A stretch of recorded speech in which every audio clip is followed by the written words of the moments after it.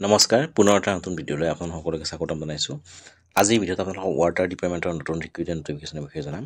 ইয়াত অৰ্গেনাইজেশ্যনটো হৈছে water department PHED।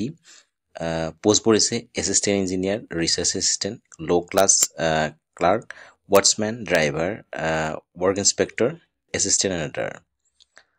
ইয়াত টোটেল পোষ্ট আছে ৩,৫৬০টা। এপ্লাই মোডটো অনলাইন হ'ব আৰু অল ইণ্ডিয়া লেভেল দুয়োটাই আবেদন কৰিব পাৰিব। চেলাৰী ইয়াত আপোনালোকে 19,000 টকাৰ পৰা 1,42,000 টকালৈ প্ৰত্যেক মাহে দৰমহা লাভ কৰিব। কিমান দৰমহা লাভ কৰিব? 19,000 টকাৰ পৰা 1,42,000 টকালৈ প্ৰত্যেক মাহে দৰমহা লাভ কৰিব।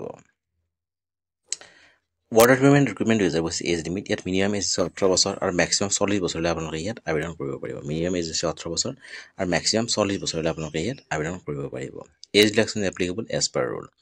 Selection process written exam document verification. ইয়াত লিখিত পৰীক্ষাত আপোনালোকৰ অৱতীৰ্ণ হ'ব লাগিব আৰু ডকুমেণ্ট ভেৰিফিকেশ্যন হ'ব। ইয়াৰ পিছত আপোনালোকৰ ফাইনেল জইনিং হৈ যাব।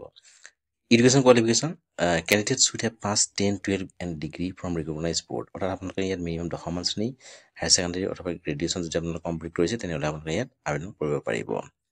Important documents for candidate Aadhaar card of the candidate, 10 class certificate, marksheet, register mobile number, email ID, passport size photo, signature, caste certificate. ইয়াত আপোনাৰ আবেদন কৰিবলৈ আপোনাৰ আধাৰ কাৰ্ড থাকিব লাগিব, 10 ক্লাছ চাৰ্টিফিকেট থাকিব, register mobile number, email ID, passport size photograph, signature আৰু caste certificate. এইখিনি থাকিলে আপোনালোকে ইয়াত আবেদন কৰিব পাৰিব।